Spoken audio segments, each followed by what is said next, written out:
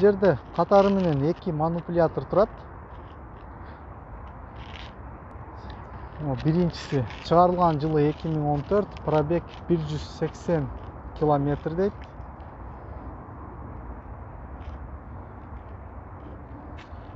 Механикада экен, объемун жазбаптыр, 155 ат күчүнө тең. Баасы 2 миллион 650 миң рубль экен. Силерге жан жагынан дагы көргөзүп коеюн. Мындай рычагтары бул жерде экен.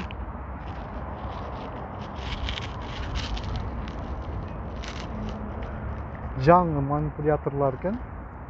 Иштетиле элек. Баасы 2 миллион 650 миң рубль. Экинчиси чыгарылган жылы 2017 экен. Бул иштетилген манипулятор экен. 210 ат күчүнө тең. 7 тоннага чейин көтөрөт экен. Коробка механика. Bunun baası деле 2 миллион 650 миң рубль деп жазып коюптур.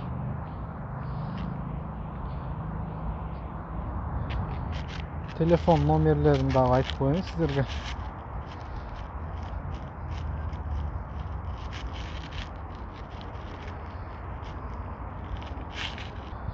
Номерлер 8925 310 98 50.